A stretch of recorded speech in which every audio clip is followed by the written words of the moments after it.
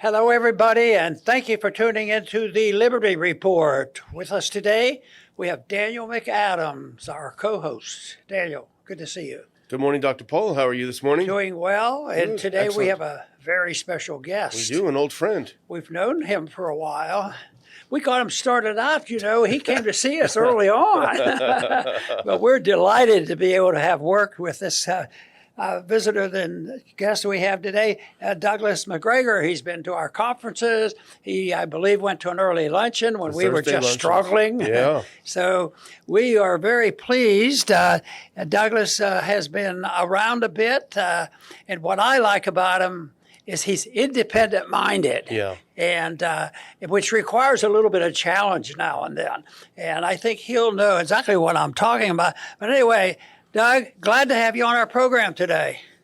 Yeah, it's good to be here. Yeah, I think in the future I need to wear a different shirt though. I'm far too subdued for the Ron Paul show. That's for sure.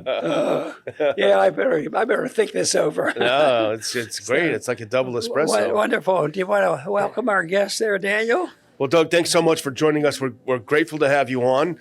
You got a couple standing ovations back last month at the RPI conference in D.C. So whenever you come to our events, you're among good friends. So we're always happy to visit with you. Of course, I listen to all of your interviews, as many as I can get, because there's always some great insights. And we're very, very fortunate to have you joining us today. So, Dr. Paul, okay. you want to... I don't very often mention where our guests, exactly how old they are and exactly where they came from. But our guest came from a very important area of the country. He's from the same state where I'm from, but he was at the other end. And that's almost like a different part of the world. He's from Philadelphia, born in Philadelphia. I don't know how long he stayed there. But, of course, I was born and raised at the other end in Pittsburgh. But Doug has a lot of experience, and like I say, I like the idea that he's independent-minded, and he's annoyed some of the people that deserved annoying. But we're real glad to have Doug here today, and this whole thing that we've been working on is a different type of foreign policy. We may not agree on every instance, but I think that what we agree on, and Doug will clarify it if not, clarifying that there's something wrong with our foreign policy. And of course, we've narrowed it down. I like to simplify it, and I have a few questions for Doug on that, exactly what we're going to do. But Doug, welcome to the program, and tell us what you're up to. Well, I guess I'm trying to do a lot of the same things that you've been trying to do for a long time, and you've led the way, and I think there are people like me who followed. I've been trying very hard with a number of organizations to try and point Americans in the direction of a new foreign and defense policy that essentially takes the position that first, we should be focused primarily on the Western Hemisphere, and secondly, that unless we are attacked ourselves, we have no business attacking anybody else. So this, of course, is radical today. 100 years ago, everybody would have nodded vigorously in approval. Today, everybody sort of reels back in shock and say, you mean we don't need to be all over the world and over 800 military bases? And I try to tell people, no, things have actually changed. And even more important, Dr. Paul, and you appreciate this as a physician, technology has changed. So the things that we've done in the past, if you try to do them in the future, you really risk suicide. And I'm talking about military interventions, because the nature of military technology, space-based communications and surveillance, all of these things together, make the kinds of things that we've done in the past extremely dangerous now. So that's one thing. The other thing is to try and get people to understand that what happens inside the United States is absolutely far, far more important to us than anything beyond our borders.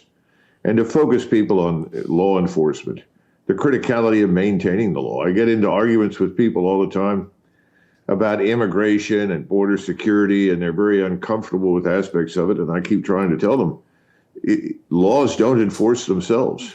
If you're not going to enforce your own law, you can't expect others to do so. So we have to enforce our laws. If we enforced our laws, quite frankly, this immigration crisis we have right now wouldn't even exist. But that doesn't seem to come up for discussion. And finally, the criticality of national cohesion. Everything rests here on a foundation of an English language, Western Christian culture and civilization as its foundation. And it's distressing to me that people have walked away from it, or they don't seem to think it's important. And if you don't put all of those things together, you're not going to have the United States of America too much longer. Very good. Daniel. Well, Doug, I'm going to jump right into some foreign policy things. Venezuela would be the first one that I'm interested in. In 2019, as we all remember, there was a disastrous regime change attempt. It's almost become comical now with Juan Guaido becoming almost a meme for the failure of U.S. regime change policy. But as we've seen in the last couple of weeks, Doug, we've got at least 8 U.S. warships that I can count. We've got F-35s, B-2s, B-52s. We've got refueling aircraft there. We've got a $50 million bounty on Maduro's head. We've got an attack on a boat that was claimed was a drug-running boat, was blown up and 11 people were killed. What the heck is going on? What is the game there? And do you think anyone inside the Pentagon has a plan with what we're going to do with these 2,500 Marines, I believe, who are on these ships? Well, I guess we can relax because President Trump reassured everyone in the world that we're not interested in regime change in Venezuela. That's what he says. Well, that's nice. Then what are we doing is the question. You're not going to do a lot with the force that's there. You could be very destructive, but as far as intervening to change the natural order in Venezuela, forget it. It's not going to happen. I don't think you can easily remove the government unless you, Israeli style, are successful at killing everybody at the top.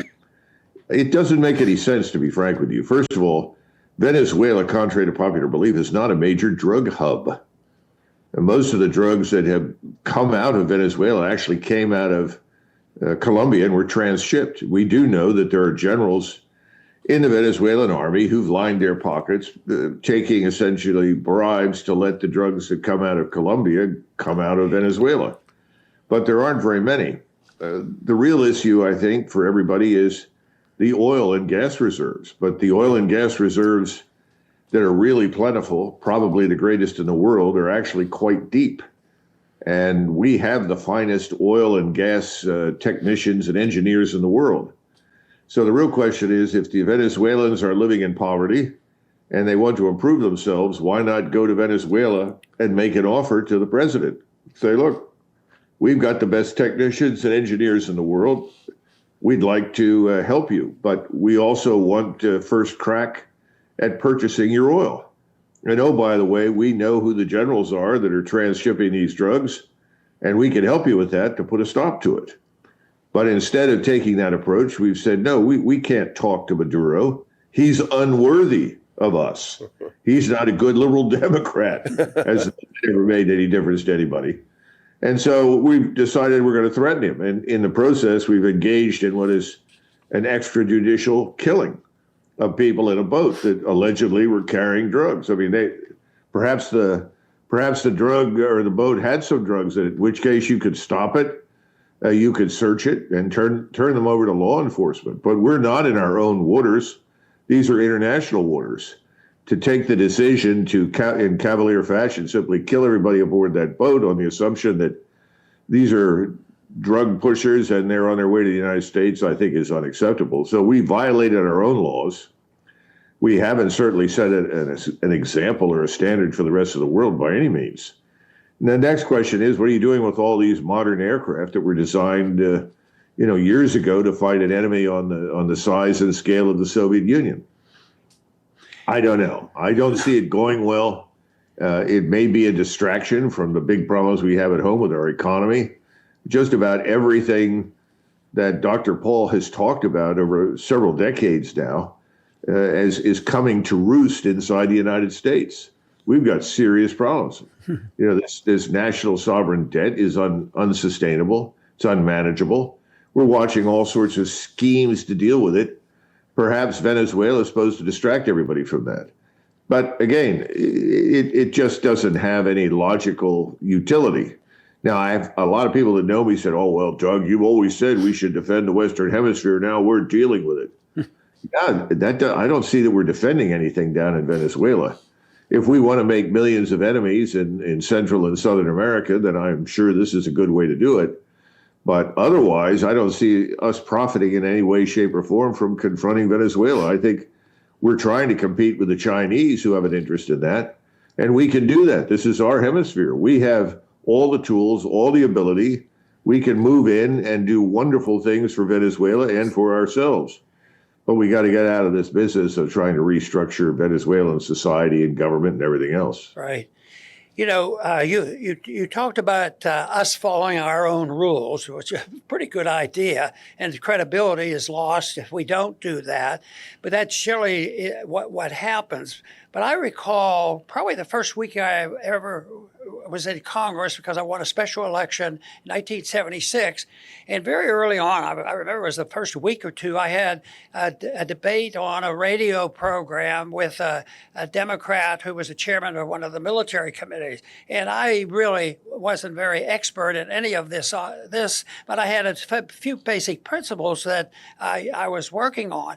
And one was at the time, because we were just finishing up the Vietnam War and all that mess. And so I started dwelling on the fact that, well, following our own rules, maybe we're not supposed to fight wars without a declaration and endorsement from the people. Maybe we know who the enemy is and what our goals are. And he explained to me, because he knew I was young and totally ignorant of all this, and he was the expert. He said, Ron, you're just missing the whole point. There's never going to be another declaration of war, because that's old-fashioned stuff, and that's not the way we do things anymore. And I thought, well, that's terrible. But that was very prophetic. That is exactly what happened. How do you use this necessity or the suggestion by the Constitution that we shouldn't be so involved without a full declaration? There's so many things that seem to be necessary to do in a short run, but where do you draw this line? Do you think that you should lean in the direction of that Democrat that said, no, we don't do that anymore, we just work things out differently? Or do you think there should be an emphasis and a worthwhile debate on whether or not the war is actually declared? Well, it's interesting. In 1976, I was getting ready in June of 76 to graduate from the military academy. And in the previous 3-4 years that I was a cadet, we had instructors who were drawn almost universally from the regular Army. These were, in many cases, former graduates, but not all. They'd been sent to graduate school, and then they were assigned to teach at West Point. I went through the same process, which is why I ended up teaching there. But the point is that virtually all of them, when they would talk to us, would make your points, Dr. Paul. These men had all served in Vietnam. Most had had at least 1 or 2 tours over there, some 3. They had been involved in combat. They'd also been involved in a lot of these nation-building exercises. And they all said the same thing over and over and over to us. You know, Vietnam was obviously a terrible mistake. It made no sense. We never knew what we were supposed to do over there. But then they would go on and they would say, there's one positive aspect to all of this. This has been such a terrible experience. It's killed so many people unnecessarily. This is probably going to keep us from doing anything stupid like this again. Virtually everybody said that, and they all pointed to the Constitution.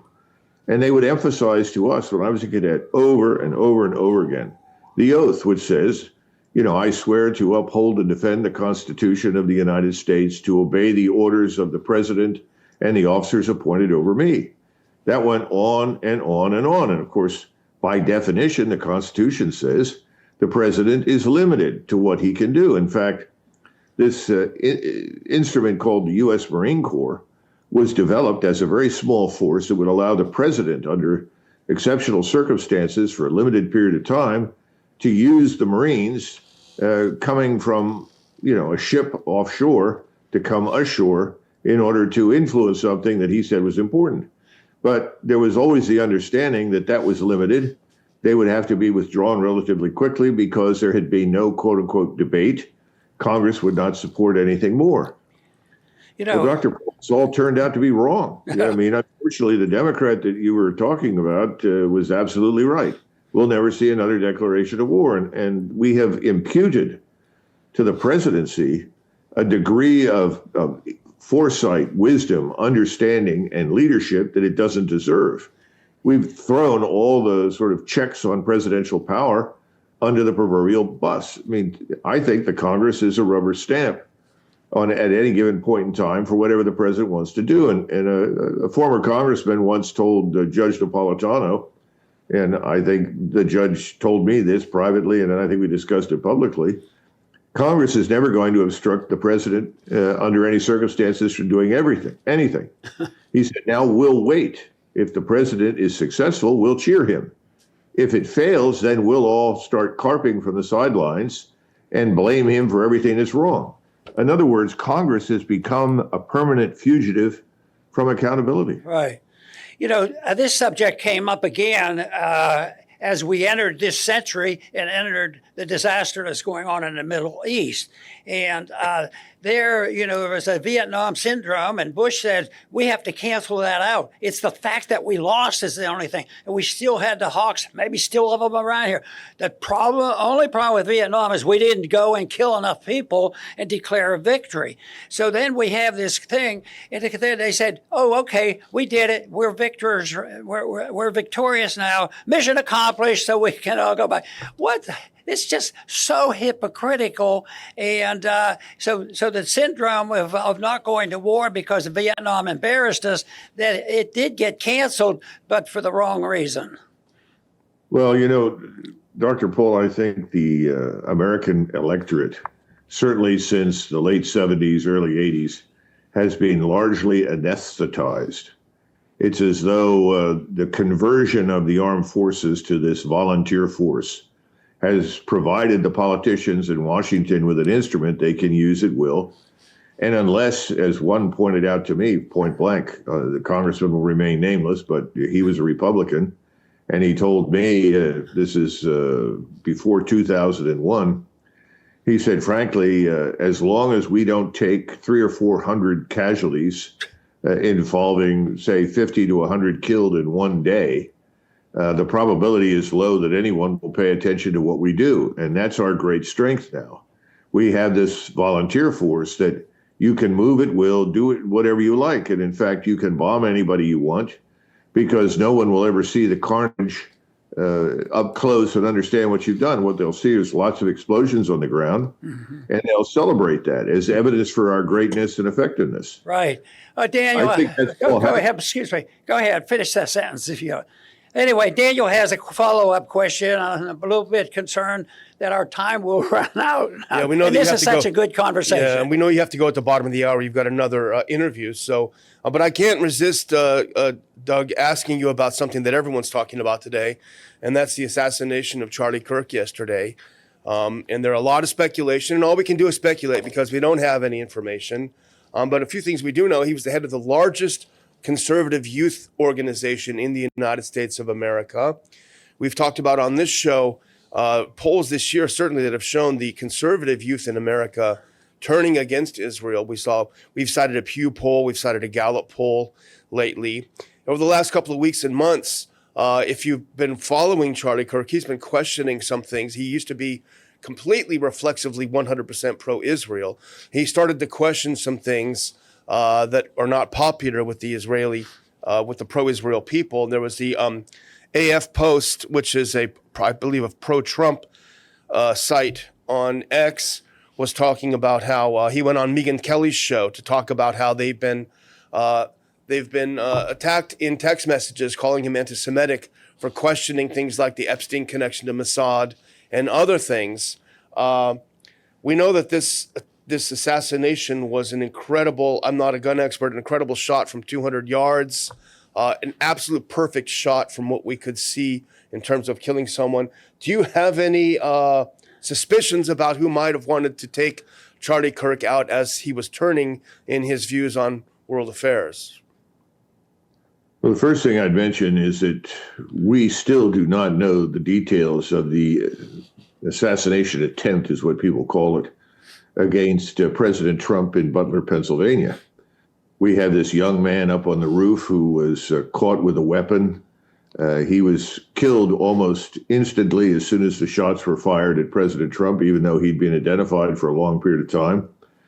And subsequently, his body was cremated. Whatever was connected to him in terms of potential evidence has gone away, or is missing, or hasn't been examined. I don't know. But it's very clear that that young man did not fire those rounds at President Trump. The round that nicked President Trump on one side of his face was fired by an expert. And I say that without hesitation because had that been a serious assassination attempt, the next round that would have been fired would have gone right through his temple. So it looks like that was an attempt not to kill President Trump, but perhaps to warn him that if he were to stray from whatever policies he had promised everyone during his run for election, that he risked assassination. I don't know, but that's speculation. So we move now to what happened to Charlie Kirk. And, you know, Charlie Kirk was a very nice human being, never threatened anybody. And you're right, he did enjoy tremendous support from a very large base of young men and women in colleges and universities around the country. And so he did have sway in certain areas. There's no doubt about that. And he had been apparently moving away from unconditional support for Israel, because one of the reasons that he stopped talking to me fairly early on after 7 October was because I raised too many questions and then flat out said I can't support mass murder and expulsion of people from homes where they've lived for 1,000 years. He began to change his tune. Perhaps he was shown things that he hadn't seen before, and he finally came around to that. Did someone decide to eliminate him for that reason? That's eminently possible. But very clearly, the shot that was taken was something only an astute professional, much like the one that shot at President Trump in Butler, Pennsylvania, could have taken. And it's very frightening, but there's an old adage, you know, if you want to get to somebody badly enough, you're going to kill them. Nobody can protect themselves if they have enemies that are professionals that really desperately want to take them out. So, you know, I don't know. It looks terrible. It looks like the black hand of illicit influence. Is it the same black hand that has the throat of the United States in its grasp that is driving us into war and disaster in more than simply the Middle East? It's also involved in this disaster in Ukraine that's killed close to 1.8 million Ukrainians, soldiers, that is. I don't know, but it looks bad. And at some point, you know, I think it was Shakespeare who wrote "The Truth Will Out." I'm sure it will come out. Look, we're still talking about the Kennedy assassination. And increasingly, it looks as though our friend Lee Harvey Oswald was a patsy, especially since they found the rifle he was supposedly using, which was an Italian-made rifle, standard issue in the Italian army during World War II. And it's the worst rifle ever produced. The Italian soldiers were eagerly dumping them at the first opportunity and picking up German weapons in North Africa early on because the thing never shot straight. So I think the Kennedy bit is still open for question. We're still trying to figure out who killed RFK Jr. I get the impression that we're now looking at 9/11 differently. I'm waiting for some sort of dam to break and for the real truth to pour out. And I'm sure there are a lot of people concerned about that. I don't know precisely who they are, but I think I understand what they're worried about, and they should be worried, because when the truth comes out, it's going to be ugly. You know, this is something that struck me, is that the autopsies that could be helpful, you know, in two important cases. I think you've mentioned both of them, whether it was Kennedy or the potential assassin against Trump.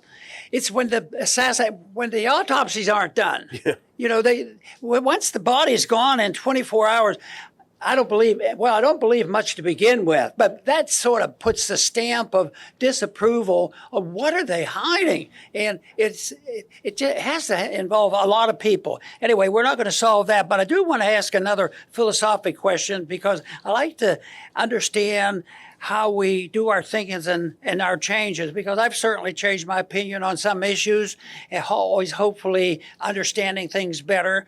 But you certainly have had a career in the military that was quite a bit different than than I might have proposed, and you criticized the wars that you had to be involved in.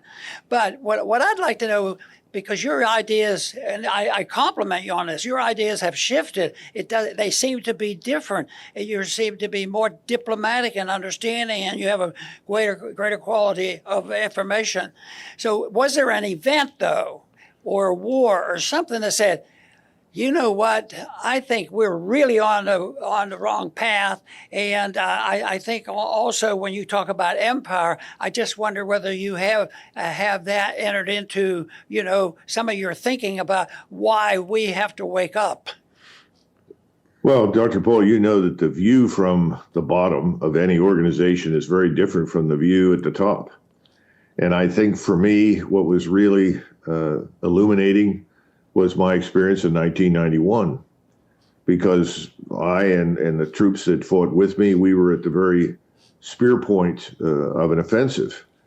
And we did our jobs well, and we discovered that we were vastly superior to the opponent standing across from us. And there was really nothing to stop us from advancing to the Euphrates River, capturing whatever was still south of the river, and then ultimately, if necessary, going across the river into Baghdad to demand the removal of Saddam Hussein and his replacement by some new group of generals or politicians or whatever that the UN could then come in and work with. That was the thinking. And I discovered there was no interest in that. I discovered that they didn't really want to fight this to a conclusion. Everyone was so surprised at how well we performed that they decided, well, we'll call it quits now and go home. We've done enough. Let's get out of here before something else bad happens. I think that was because the generation at the top had been traumatized in Vietnam. But I also saw a great deal of unwillingness to really do what people said they were going to do. And that was the beginning. And it became increasingly clear to me after that we were up to something that was no good. The next profound event for me was in the Balkans. And it happened first with Bosnia-Herzegovina. And I was trying to figure out, what are we doing here?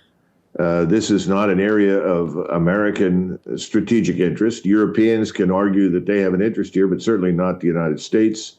And clearly the people with the most interest in the Balkans were the Russians, because historically they had liberated most of it from the Ottoman Turks. And all of a sudden we had decided that we were aligning ourselves with the Muslims, with the Islamists.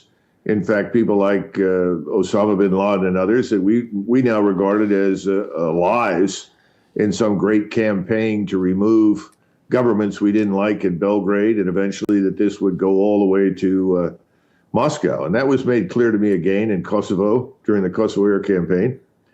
And I saw nothing good emerging from this, because we go in, we distort the natural forces in the region, and we don't want to do that. And if we do, then we're stuck with trying to put things back together. Then in 2003, 2002, this business in Iraq resumed. And I was asked my opinion, what could happen and so forth. And one of the things was kind of good at that point is that the people that I was dealing with all agreed that whatever you did, you didn't want to occupy Iraq. And I said, well, fine, if you're not going to occupy the place, that makes great sense. It's not going to require occupation. You keep the army intact or rapidly reconstituted, put in a new government, and get out. That was widely understood. And then later on in May of 2003, after we dithered for more than a month in Baghdad, I learned that Paul Wolfowitz went over to the White House and together with Dick Cheney went in to see the president and said, we have a brilliant opportunity here, boss. Iraq is even weaker than we thought. We can now build a brand new liberal democratic Arab country that will be friendly to Israel. Well, within a few months, I was no longer welcome in that circle.